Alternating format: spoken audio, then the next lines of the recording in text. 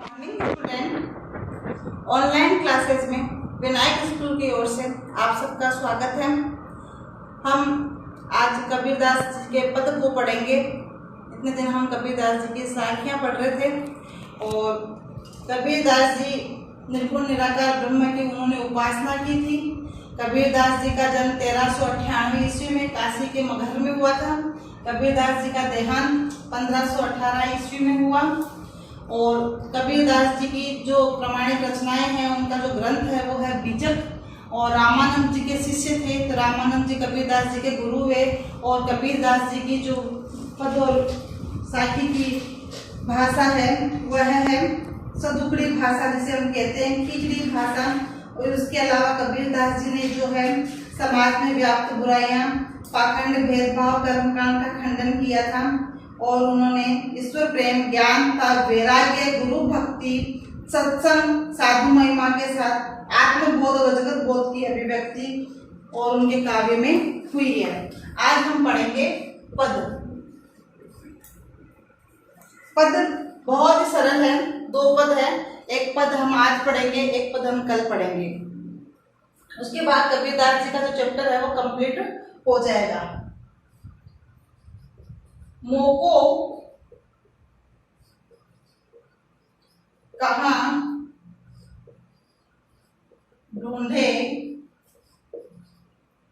बंदे,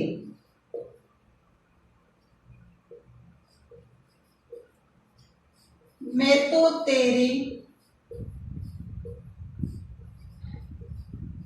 पास में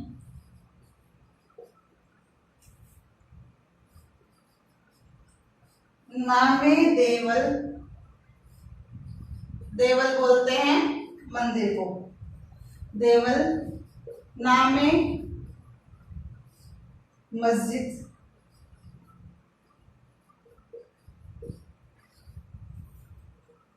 ना काबे कैलाश में,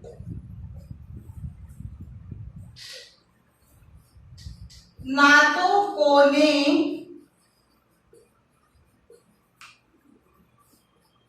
क्रिया कर्म में, नहीं योग वैराग में।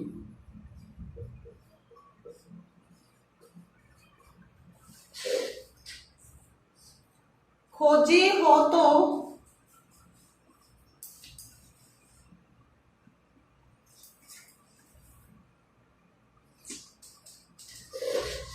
खोजी हो तो तुरते मिलियो,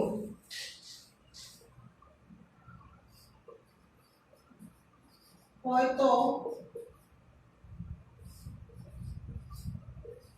तुरते मिलियो,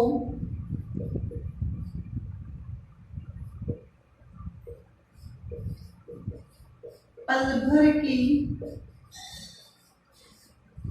तलाश में।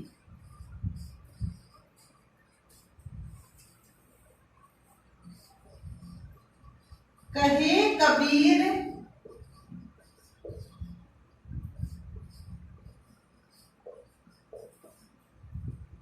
सुनो भाई साधो,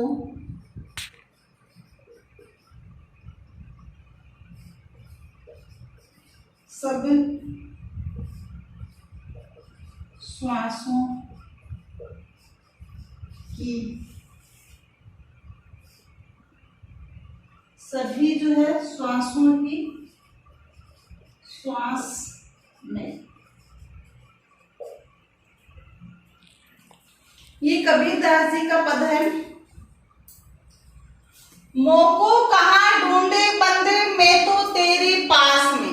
कबीरदास जी कहते हैं मनुष्य को संबोधित करते हुए, हे मनुष्य, मोको, मोको यानी मुझे तू कहाँ ढूंढ रहा है, मैं तो तेरे पास में ही हूँ।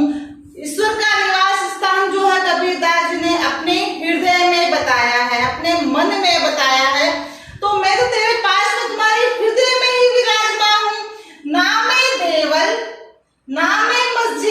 देवल का मतलब होता है मंदिर, देवल का मतलब मंदिर और मस्जिद। न तो मैं मंदिर में हूँ और ना मैं मस्जिद में। तो मैंने आपको प्रारंभ में बताया था कि जो कबीरदास जी है उन्होंने निर्गुण निराकार ब्रह्म की जो है उपासना की है। उन्होंने ईश्वर के कोई रूप रंग आकार को नहीं बताया है। उन्होंने जो है पूजा पाठ मस्जिद पे जो है या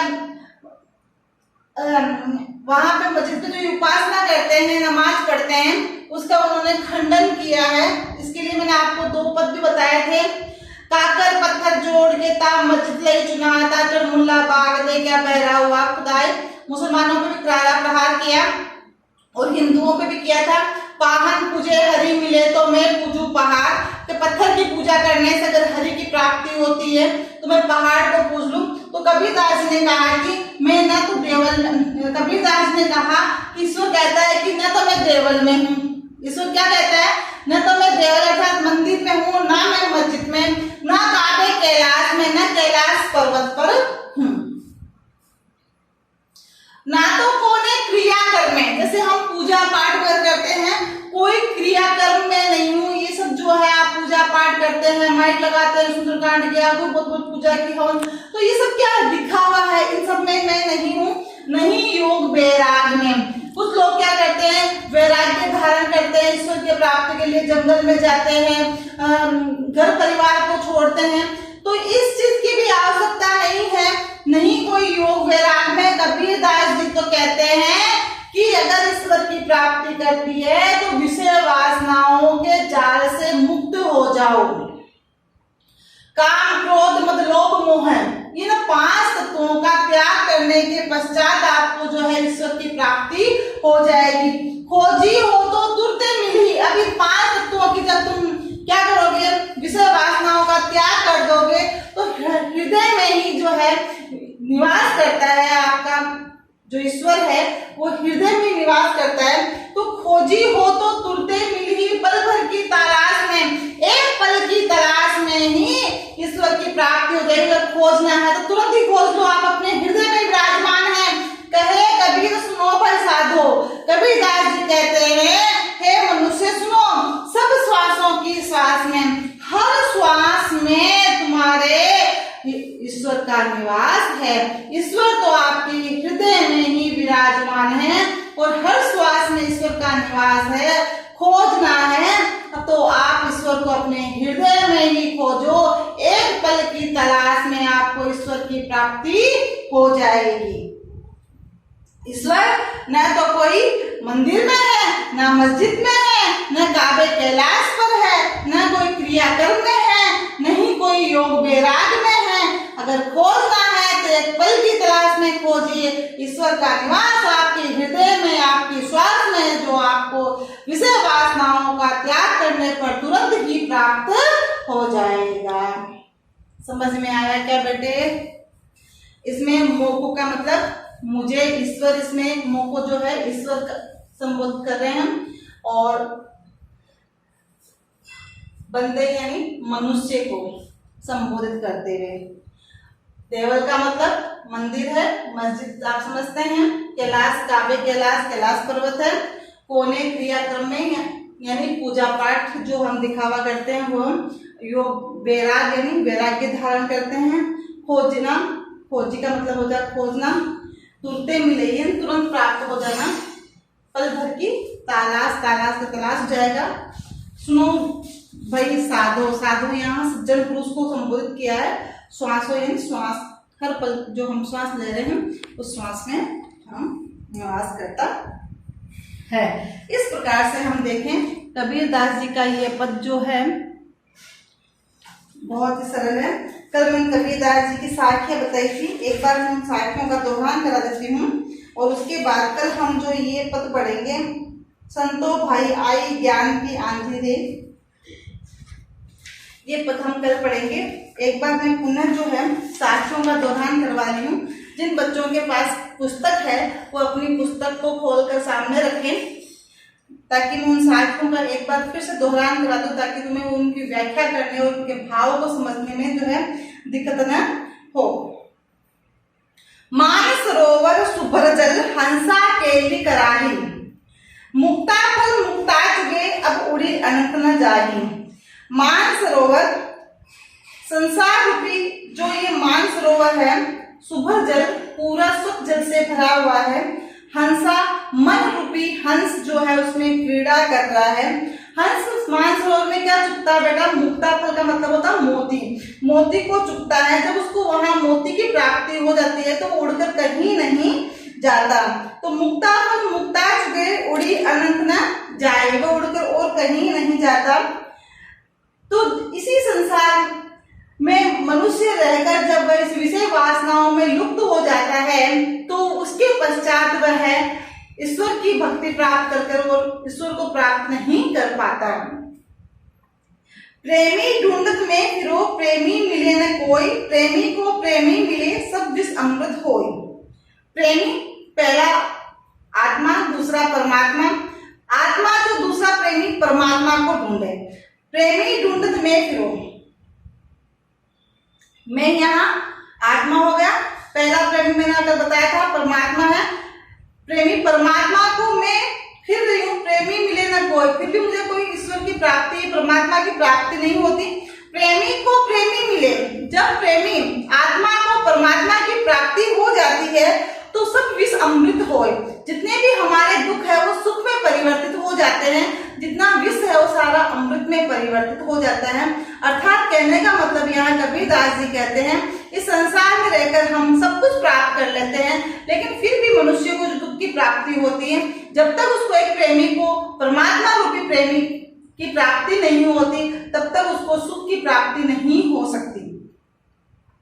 हस्ती चढ़िए ज्ञान को, ज्ञान रूपी हाथी पर चढ़िए, सहज दुलीचा डारी, सहज का जो है आसन, दुलीचा बोलते हैं, आसन को डालकर उस पर बैठिए।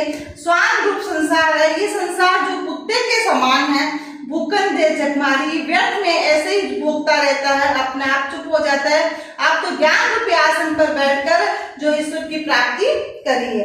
पखा पखी के कारण सब जग रहा गुलाम, पक्ष विपक्ष में मनुष्य जो इस संसार में रहकर पड़ा रहता है और सब कुछ यहाँ रहकर इस जग में रहकर भूल जाता है। निरपक्ष होकर के अगर हम ईश्वर की आराधना करें तो वही सच्चा संत, सच्चा मनुष्य कहलाता है। हिंदू हुआ राम कही, जो हिंदू है वह ईश्वर की आराधना करता है तो राम को पुकारता है। मुसलमान खुदा है, वह खुदा रहीम को पुकारता है। कहे कबीर सो जीवता, केवल वो आपस में ये बात कर देते हैं हमारे ईश्वर जो राम है तुम्हारा, वो कहते हैं हमारे ईश्वर खुदा है, बस केवल इस पक्ष में पड़े रहते हैं, वो जीते जीते उनके स्मरण नहीं करते। कबीर जी कहते हैं कबीर सो जीवता जो दूरी के निकट ना जाए। कबीरदास जी कहते हैं जीते जी वह इन दोनों ईश्वर के नाम की स्मरण नहीं करते, उनके निकट नहीं जाते, तो उन्हें ईश्वर की प्राप्ति कैसे हो सकती है। काबा फ्री काशी फ्री, काशी भैया काबा मुसलमानों का तीर्थ स्थल, हिंदुओं का तीर्थ स्थल, केवल वहां तीर्थ स्थल जाने से हमें भगवान की, ईश्वर की प्राप्ति नहीं होती, राम की प्राप्ति नहीं होती, रहीम की प्राप्ति नहीं होती। कबीरदास जी कहते हैं जब तक हम बैठकर भोजन नहीं करते तब तक पेट नहीं भरता, उसी प्रकार से जब तक हम बैठकर ईश्वर के नाम का स्मरण नहीं करेंगे तो कैसे हमें ईश्वर की प्राप्ति होगी। ऊंचे कुल का जन्मिया जे करनी ऊंच न होय, सुब्रम कलश सूरा भरा साधु निंदा सोय। ऊंचे कुल में जन्म लेने मात्र से मनुष्य ऊंचा नहीं होता। सुब्रम यानी सोने के कलश में सूरा यानी मदिरा भर दिया जाए तो साधु सज्जन व्यक्ति उसकी निंदा ही करता है, उसकी जो है प्रशंसा नहीं करेगा सोने के पात्र में मदिरा रखने से। इस तरह से हम इसके साथियों का मैंने आपको दोहरान करा दिया है और एक बार फिर से इस पद का दोहरान कराने के बाद मैं आपको गृह कार्य दूंगी।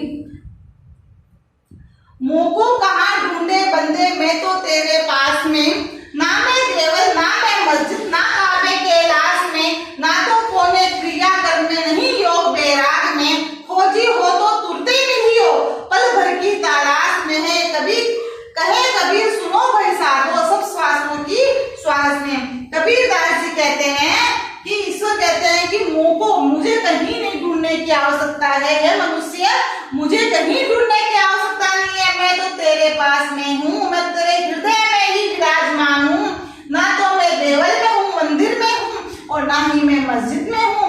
नहीं मैं कोई काबे कैलाश पर्वत पे रहता हूँ, ना तो कौन क्रिया कर्म में, नहीं मैं कोई पूजा पाठ में हूँ, और न मुझे प्राप्त करने के लिए योग वैराग धारण करने की आवश्यकता है। अगर तुम्हें मुझे प्राप्त करना है, खोजना है, तो मैं एक पल की तलाश में तुम्हें प्राप्त हो जाऊंगा। कबीरदास जी कहते हैं ईश्वर का निवास तो हमारे हृदय में, हमारी हर श्वास में है। अगर हम उस ईश्वर को प्राप्त करना चाहते हैं तो सांसारिक विषय वासनाओं से, काम क्रोध मद लोभ मोह को त्याग करना होगा, विषय वासनाओं का त्याग करना होगा। अगर जब हम इन सब का त्याग कर देंगे तो हमें ईश्वर की प्राप्ति एक पल भर में हो जाएगी। समझ में आया क्या बेटे? मैंने आपको साखियों का और इन पद का जो है दोहरान करवाया है। अब मैं आपको जो है गृह कार्य दूंगी।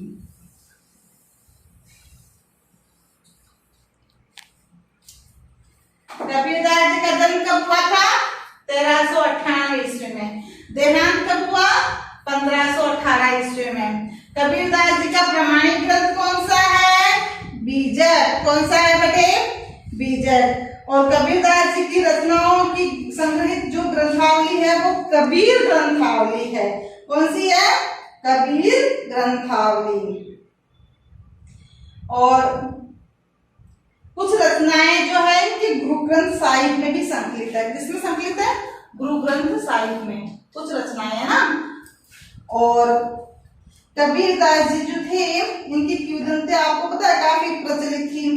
इन्होंने कोई शिक्षा जो है विधिवत शिक्षा प्राप्त नहीं की थी, परंतु सत्संग में पर्यटकता अनुभवों से उन्होंने जो ज्ञान प्राप्त किया था उसके आधार पर उन्होंने जो है साखी और पद को लिखा था। और काव्य भाषा में इन्होंने जो है समाज में व्याप्त बुराइयों का जो है खंडन किया और हिंदू मुस्लिम की एकता पे बल दिया था और धार्मिक और सामाजिक भेदभाव से मुक्त मनुष्य की कल्पना की थी। अब हम आपको जो है प्रश्न देंगे।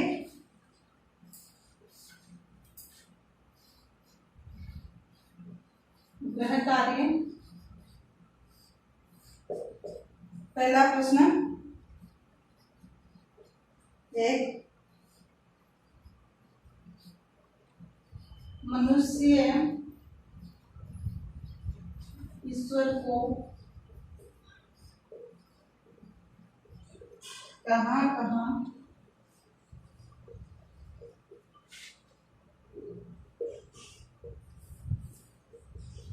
ढूंढता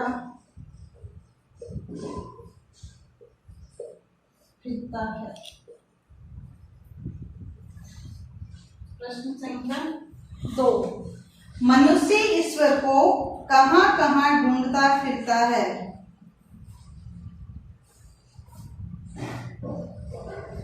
कबीर ने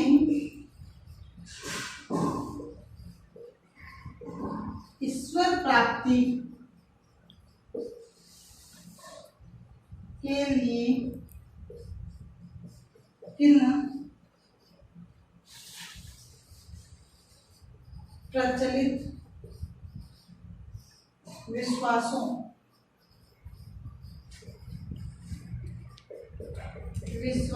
का खंडन किया है।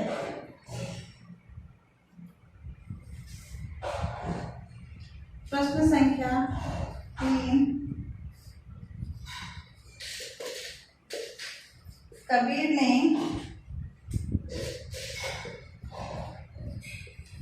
ईश्वर को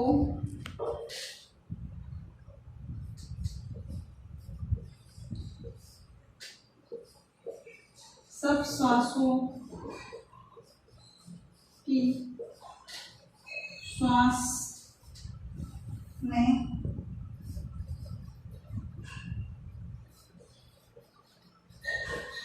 क्यों कहा है?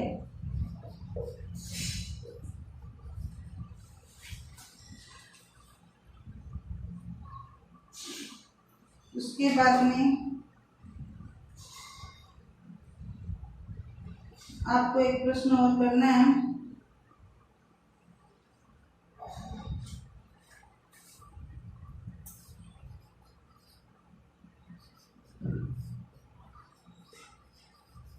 निम्न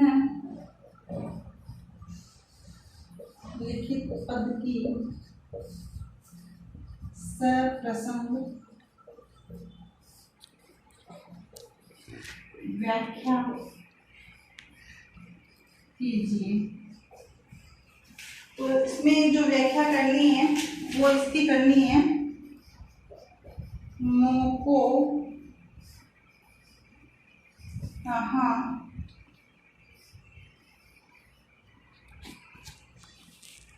ढूंढे बंदे।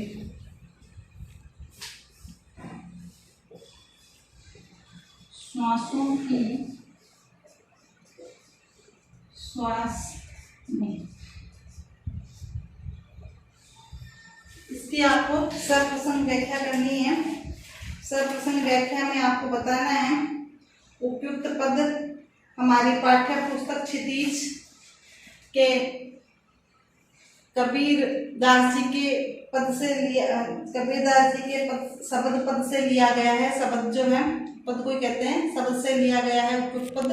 और इसमें जो है आपको कबीरदास जी ईश्वर प्राप्ति के बारे में बताते हैं। ये तो हो गया प्रसंग, और फिर उसके बारे में बाद में जो व्याख्या है वो पूरी व्याख्या आपको करनी है कि जो है ईश्वर की प्राप्ति के लिए मनुष्य कहाँ उसे ढूंढता है, क्या क्या प्रयास करता है, ईश्वर कहाँ निवास करता है, और उसके पश्चात ईश्वर का निवास हमारे हृदय में, उसकी प्राप्ति हमें एक पल की तलाश में हो सकती है। एक पल की तलाश में कब हो सकती है? जब हम विषय वासनाओं का त्याग कर सकें। Thank you.